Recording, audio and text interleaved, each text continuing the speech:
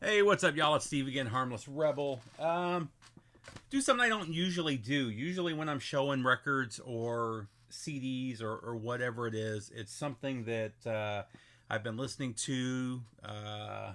It's pretty rare that I say, "Hey, I just bought this stuff." But man, I just had a killer score, mostly metal, a couple of really killer '80s albums, and just wanted to show this one. I haven't had uh, a record find like this in, man, it's been years. I mean, I used to go to the store years ago, and it was pretty common to find like 10 or 15 really killer albums. That never happens anymore. I can't remember the last time. Like I said, it's probably been a good 4 or 5 years since I've not just found this many really killer albums, but bought this many albums at one time period. And what's cool, most of these are German pressings, a few Japanese, but I believe all of them are either European or Japanese pressings, which kind of makes it cool as well. So just kind of jump in, and they were all really well priced too. I bought all of these at least, with the exception of one or two that I paid about what they're going for. I paid on average about half of what the albums are going for, and I'll get into why in a minute. But so I went to what is it called, Waterloo Sunset Records, which is in the Battery. The Battery is the shopping area around the Atlanta Braves Stadium. That record store, I find a lot of cool stuff there. I get a lot of my Japanese pressings there. However, when I go there, I usually only find one or two good albums at a time. This is the first time that I've gone there and just found a bunch of killer stuff all in the inbox. So, and God knows what else was there. I bet there was some more killer stuff because he said they had put that out the day before. So I'm sure a lot of the good stuff was gone too. But anyway, first up, I actually have a German pressing of this already, I believe. But these are all super clean, but this is Pretty Maids, Red Hot and Heavy. This is a Dutch pressing. I can't remember if my copy is German or I may have a Japanese pressing of this, but I do have a really killer pressing. But this one was just in killer condition. Could not pass that up. Love that album. This is one I don't know. So you guys will have to tell me if it's good or not. Let's see. This one, does it say? It says German. Oh yeah, Studio West Germany. Yeah, this might be a German pressing. It's hard to tell. There it is, distributed in West Germany. Yeah, it's got like a booking sticker on the back, so this may be a private press. This is All or Nothing from Sudden Death. So I'll check that one out. Let's see real quick. I got it open, so let's see. Death, All or Nothing. I just want to see. It just says heavy metal from 1987. MPB Records. Reissued in 2020, so I just got a recent reissue. So there you go. German heavy metal from 1987. So you'll probably see that one in a future video. Sorry, my allergies are really bad. You'll probably see that one in a future video. I'll discuss how it sounds. This one, number one, it's labeled wrong, which wouldn't have mattered. I got this for a killer price. I had to do a double take. I thought maybe it was a bootleg or something. I do have the US, or no, I have a UK pressing of this. And this was listed as a UK pressing. Actually, you can see the sticker right there, 1990 UK. But No Prayer for the Dying. This thing is mint condition. It's beautiful. It says France on the back cover. However, the center labels are all in German. It's definitely a German pressing. It's not a UK pressing. But regardless of what the pressing is, super happy to have that. This is nicer. The copy that I have, the vinyl is mint, but there's some damage along the bottom of the jacket, and this thing is super clean. So really happy to add that one to the collection. I don't have an original pressing of this. All I have is a repress. This is Rock the Nations from Saxon, and this one is a Dutch pressing. I think I paid $10 for this one, and a lot of these were $10, $12. A couple were $20. This one I was super stoked about. This one is a Spanish pressing, Madrid, Spain. This is the only one of the Pixies albums that I want. I'm only interested in the Kim Deal stuff that I didn't have an original pressing of. So we have Bossa Nova. So super stoked to have that one. I have white label promos of Surfer Rosa and I'm drawing a blank on the other one. Surfer Rosa and the one right after Surfer Rosa. I'm drawing a blank. Sorry. But super stoked to have that one. It's going to come to me right after I'm done with the video. Next up, the Best of UFO. This is one I had never seen before. This is also a German pressing. This is a Best of UFO from 1973. So basically, UFO 1, UFO 2, and UFO Live is all that had come out at that point. So the Best of UFO. Really cool. I love those first few space rocky UFO albums. This next one, I almost bought the reissue of this about a year ago. I don't remember why I didn't do it. And this is actually the first one that I saw and grabbed real quick, because this again was like 10 or 12 bucks. But this is Back to Thunder from Strife, an original gold pressing. Let's see if it says, yep, German. Printed in West Germany, Western Germany. I haven't seen that. That's funny. West German pressing of Strife. I believe it was Shadow Kingdom that repressed a couple of a couple of the Strife albums. And I remember digging one. I'm pretty sure this is the one that I was looking at. And I don't remember. I probably just ran across something I wanted more. This one was a blind buy. The album cover looked cool. I was pretty sure it was Prague. I just got home and looked it up, and it is. I can't remember. I want to say they were Austrian. It's an Austrian Prague band. But this is on Vertigo. What is it? Ela Craig, Hats of Glass. I think I saw. I didn't do a sample online, but I think I read that it was kind of a proggy jazz fusion type deal.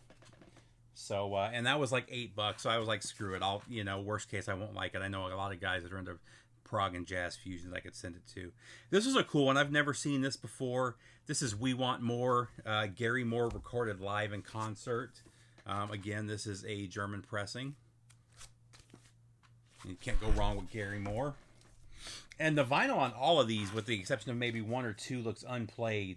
And even the one or two where the vinyl's not super clean, it's still VG Plus or better.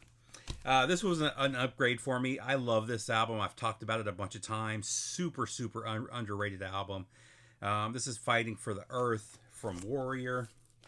This is a German pressing, and it's embossed. I can't even see what the embossing is down there, but yeah, it's an embossed cover. Very cool, killer album that I highly recommend checking out. Next up, Candlemass. I believe this one was German as well. This is Samaritan, the Samaritan EP with Solitude, Crystal Ball, and Samaritan. Is this a German pressing as well? Let's see. Candlemass, Sweden. Is it?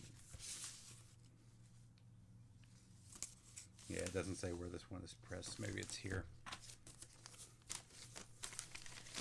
Let's see what we got.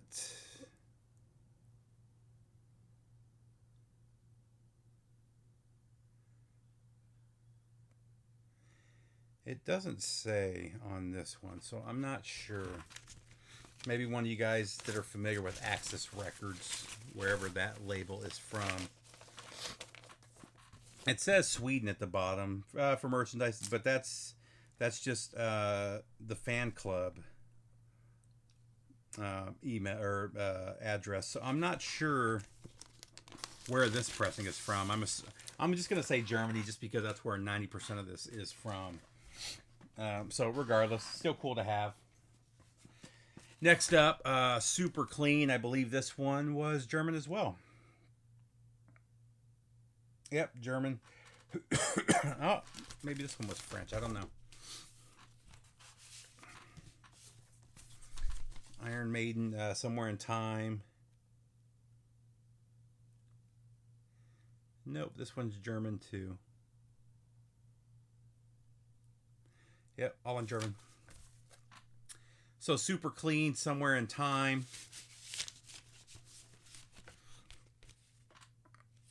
I've been finding this one a lot lately. I found a Super Clean US pressing about a year ago for like 15 bucks.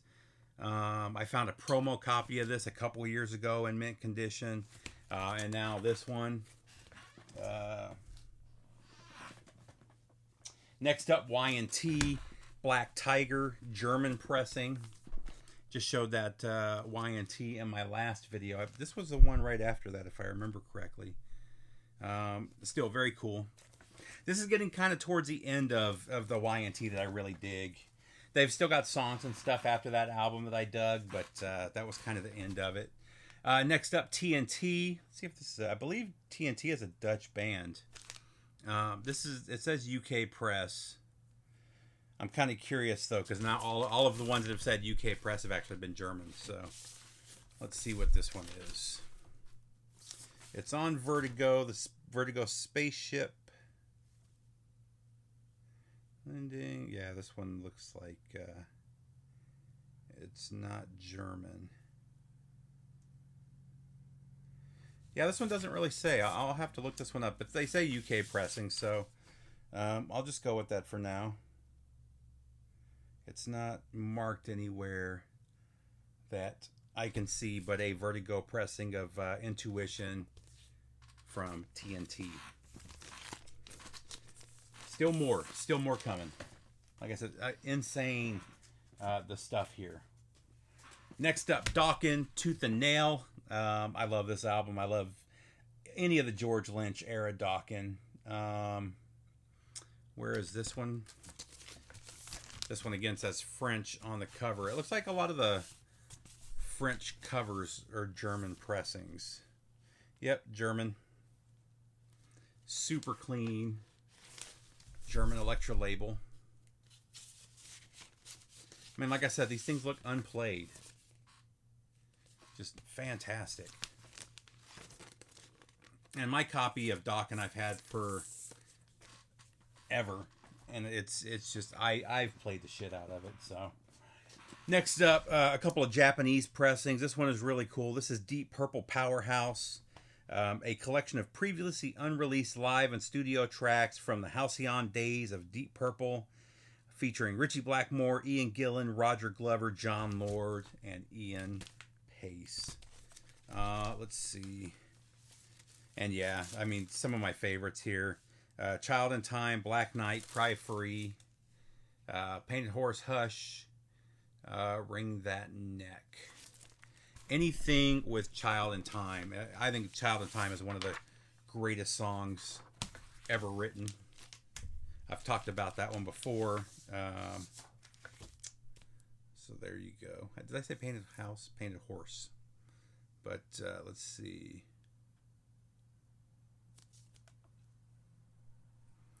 So Painted Horse was released here for the first time. It says recorded in autumn 72 for inclusion on Who Do We Think We Are.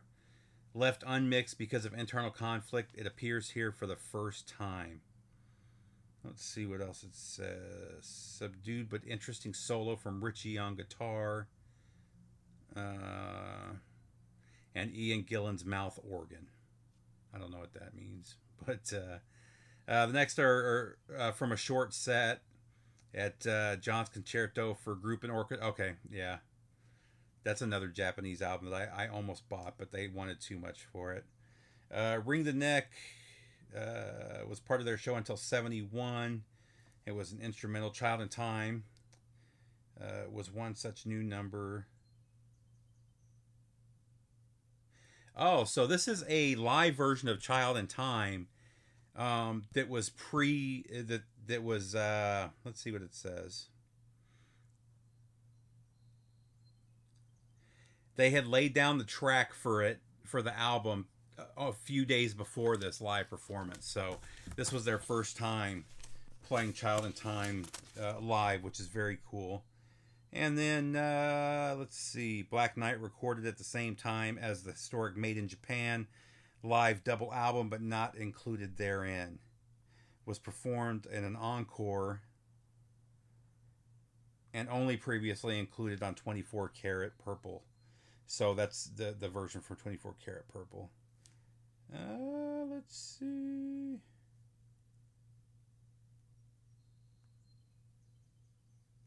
And then Cry Free, a rather lovely Gillan lyric over a hard, deep purple riff with an unusual phase guitar solo from Ritchie, possibly a projected single. This is one of a number of items recorded during the sessions for In Rock, but not released. So looking forward to, definitely looking forward to checking this one out, especially this version of Child in Time. But there you go, Deep Purple Powerhouse. Next up, man, I was super stoked to see this one.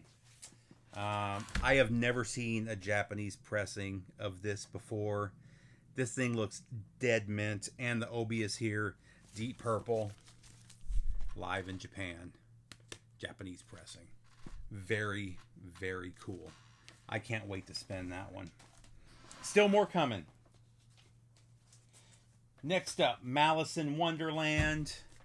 Actually, when I emptied it, or when I went through my collection the first time a few years ago at the beginning of the pandemic, to get rid of all the old beat up stuff, my copy of Malice in Wonderland was one of the things to go. It was just overplayed. It was one of those albums where it looked super clean, but when you played it, it just didn't sound good. But I've always loved this album. It's got the alternate cover that actually says Nazareth and Malice in Wonderland. Another German pressing on the Vertigo Spaceship label.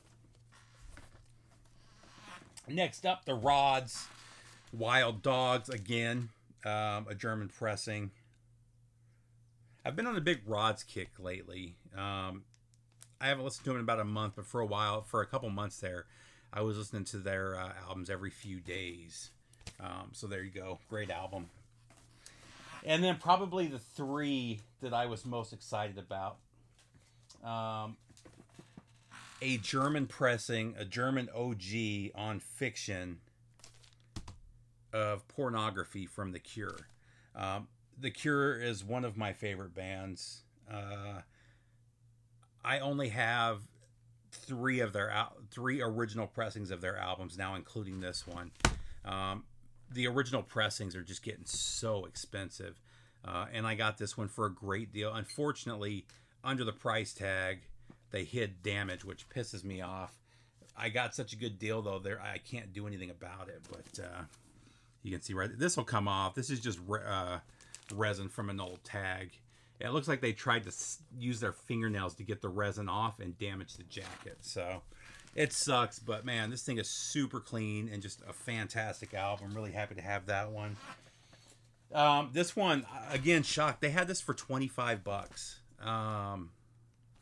I couldn't believe it, but Black Sabbath, Sabotage, Vertigo, German pressing.